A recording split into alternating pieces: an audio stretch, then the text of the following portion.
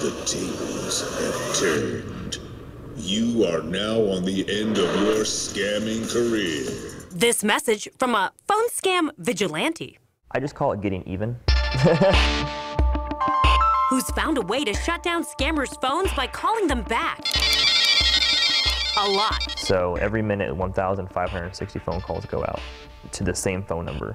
So I mean, if they're a 100-man show inside their business, then I'm definitely overloading their network. If they're a one-man show, I'm totally overloading their network. Your services will now be permanently suspended.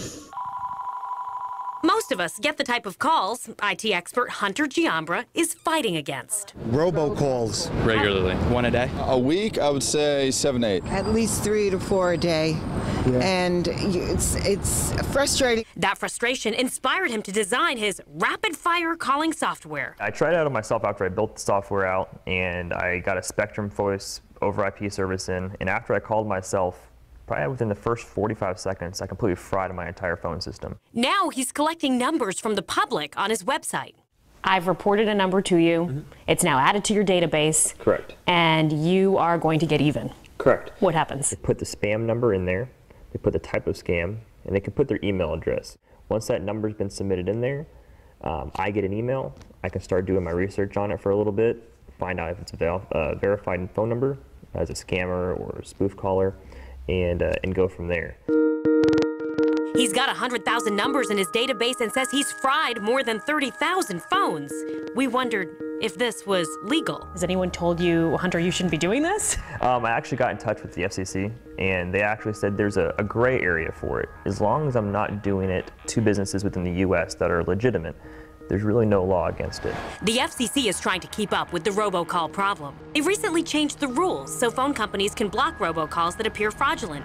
It's still being debated whether we can be charged for that service. We get robocalls even if we're on the do not call list because many of those callers aren't legit companies. They're scammers who buy our numbers on the internet. If someone calls and says, hey, hello, and you don't hear anything, the line drops off, well, that person makes note that that's a live phone number. They build a database of these live phone numbers and they turn around and sell it to other people.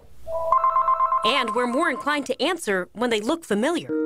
The FCC is also working with the phone industry to authenticate caller ID to prevent this so-called spoofing. Hundreds of sites out there that allow you to spoof and record the call, and sometimes it's free, sometimes there's a paid subscription. Because it's so easy for scammers to keep changing numbers, Hunter, party of one, has his work cut out. And then after I get that new number, I'll add it right to my database and I'll do it right over again. And our goal is to, after they submit all these phone numbers, we can keep updating it as well as publish it out there to where it shuts these businesses completely down. Not making any money off of it, but at least I'm helping other people do it.